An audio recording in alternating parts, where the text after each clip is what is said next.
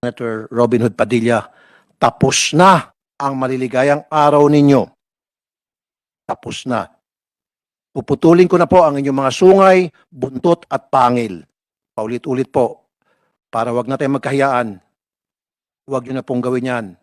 Dahil I will expose you. Papahiyain ko po kayo kahit saan korte tayo makarating. Babanggain ko kayo kahit na sino pang padrino nyo. I don't, Madam Secretary. Good morning again, everyone. Before we proceed to the discussion and hearing proper, allow me to say a few words. More than a quarter of the world's seafarers come from the Philippines. Translated into more specific figures, 25% of the 1.5 million seafarers in the world are Filipinos. Like other OFWs, our Filipino seafarers are looked up to as modern-day heroes. We take great pride in them because they are in fact preferred in the global fleet. Engineer Nelson Ramirez, the president of the United Filipino Seafarers, attests to this preference and aptly describes that they speak English. They are hardworking. They are well-trained. They are adaptable and are able to turn to any job and pliant like a bamboo.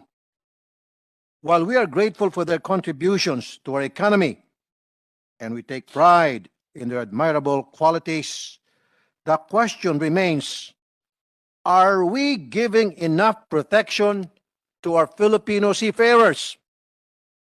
This is the reason why we are gathered here today. Our seafarers have essentially similar employment issues and concerns as other OFWs, but the nature of their work bears certain peculiarities that calls for separate legislation. Their contracts are usually contracts of adhesion, where terms and conditions are oftentimes ambiguous to them. They are not only physically away from their families, but they are at sea, sailing nonstop, where communication lines can be extremely difficult, and they are exposed to harsh weather conditions with the risk of injury or even death. The Magna Carta for Filipino seafarers codifies the rights of our seafarers into a single reference law. It seeks to secure their rights to decent, just, and humane conditions of employment aboard sea-going vessels and set a guide for their training and education, overseas employment, and ultimately retirement. Most importantly, the Magna Carta for Seafarers is an affirmation of our commitment to the international community and adherence to the Maritime Labor Convention of 2006, where the Philippines stands as the 30th ILO member state to ratify the same. It is our earnest hope that after years of deliberation and discussion, this committee, with our guidance and assistance, will finally pass, for the third time, will finally pass this important piece of legislation that will benefit and protect our heroes at seas. Bakit ko po paulit-ulit na sinabi will finally pass? I'll tell you briefly. Ito pong aking napag-alaman. Ako po ay nagpapasalamat sa mga kasamahan po namin sa Congress, at ito po ay nakapasa na. Now, ang balita ko po, dito po sa Senado, hindi po ito nakaporma dahil meron daw po mga naglabi. And I'm giving a stern warning doon sa mga maglalabi, mag-attempt. Wag niyo pong gagawin yan because I will fucking expose you. Kahit na sino pa kayo, pag pumunta kayo rito sa Senado at kayo po ay naglabi para itong Magna Carta for Seafarers na hindi matutuloy, I will expose you. Again, for the end time, I will expose you.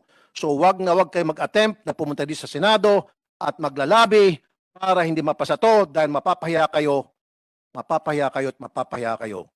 I promise you, kahit sino kayo, babanggain ko kayo. Magbagaan tayo, makarating tayo kahit sang impyerno.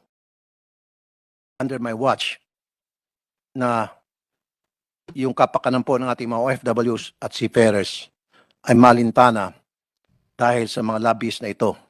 Ito yung mga salot ng lipunan. And I will not allow it. Subukan nyo, maglabi kayo sa Senado. Again, for the end time, I will expose you. Para hindi na ko tayo magkahiyaan, huwag na ho kayo mag-attempt na maglabi rito para harangin po itong Magna Carta for Seafarers. Salamat. Now, we shall now start the discussion proper for a more orderly flow. Does any member of the committee wish to make any manifestation or deliver an opening statement? Sir, Po ako galit na galit dahil marami po akong karanasan tungkol sa pakikisalamuha at pagtulong sa ating mga seafarers. At karamihan po doon ay mga bad experience, meaning masama ang loob ko dahil nakikita ko yung pang-api na ginagawa sa ating mga seafarers. Especially itong mga private maritime and mining company. Hindi po binibigay yung sweldo ng mga seafarers. Binibitin. Kinakaladkad pa yung mga seafarers. Ayaw nang lumaban ng mga seafarers. Ipinapasa Diyos na lamang yung kanilang hinaing. At nananalo po itong mga maritime companies na hindi nagbibigay ng tamang sweldo at benepisyo. Kaya nga po sabi ko kanina, hindi mangyari ito ngayon under my watch because I promised them nung hindi pa ako senador na one of these days, good things will happen.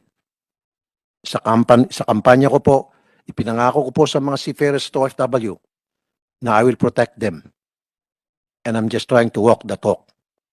Kaya nga po, sa lahat ng private maritime and mining company, tulad sabi po ni Senator Robin Hood Padilla, tapos na ang maliligayang araw ninyo. Tapos na. Puputulin ko na po ang inyong mga sungay, buntot at pangil. Hindi na po ubren dito. Hindi na kayo ubra ngayon.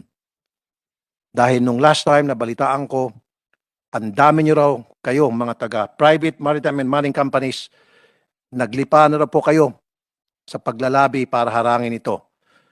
Again, paulit-ulit po, para wag na tayong magkahiyaan, wag nyo na pong gawin yan. Dahil I will expose you. Papahiyain ko po kayo kahit saan korte tayo makarating. Babanggain ko kayo kahit na sino pang padrino nyo. I don't care. Maraming salamat po.